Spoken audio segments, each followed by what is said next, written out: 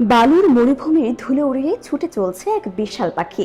উড়তে পারে না, তবু দৌড়ানোর গতি এতটাই বেশি যে অনেক রেসিং কারকেও হার মানায়। মাঝে মাঝেই এই পাখির এক অদ্ভুত আচরণ দেখা যায়। ইচ্ছে করেই এরা গিলে ফেলে একেবারে আস্ত পাথর। অবিশ্বাস্য মনে হলেও এটাই সত্যি। উট পাখি পাথর খায়। ছোট ছোট নুড়ি পাথর থেকে শুরু করে মাঝারি আকারের শক্ত কাকড় পর্যন্ত এরা অনায়াসে গিলে ফেলে। কিন্তু কেন? পাথর তো খাবার নয়, তাহলে উট পাখির শরীরে পাথর যায় কোথায়? আসলে উট পাখির দাঁত নেই। হ্যাঁ, বিশাল আকারের এই পাখির খাবার চিবিয়ে খাওয়ার কোনো উপায় নেই। তাই প্রকৃতি তাদের জন্য একটা অভিনব ব্যবস্থা করে দিয়েছে। পাথরই তাদের দাঁতের কাজ করে। উট পাখির পাকস্থলীতে একটি বিশেষ অংশ থাকে যাকে বলে গিজার্ড। এই গিজার্ডে জমা হওয়া ছোট ছোট পাথর খাবারকে চূর্ণ বিচূর্ণ করে হজম করতে সাহায্য করে। সহজ ভাষায়, পাথরগুলো কাজ করে এক প্রকার ব্লেন্ডারের মতো, যা খাবার গুঁড়িয়ে দেয়।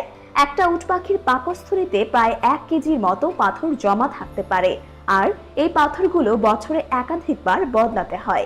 পুরনো পাথর ধীরে ধীরে ক্ষয়ে যায়, তাই উট পাখি নতুন পাথর খুঁজে নেয়। শুধু উট পাখি নয়, অনেক পাখি পাথর খায়। মুরগি, কবুতর, এমনকি ডাইনোসররাও নাকি এই কৌশল ব্যবহার করত।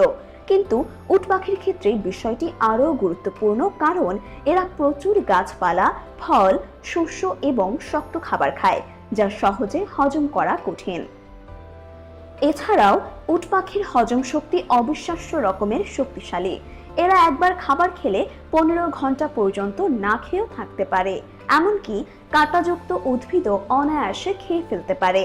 আর পানির প্রয়োজন হলে উট পাখির শরীর নিজেই খাবার থেকে পানি তৈরি করে নিতে পারে। তাই মরুভূমিতে টিকে থাকার জন্য এরা প্রকৃতির এক বিস্ময়।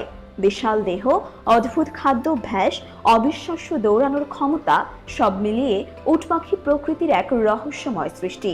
কিন্তু একবার ভাবুন তো, আপনি যদি পাথর খেয়ে ফেলেন তাহলে কি হবে?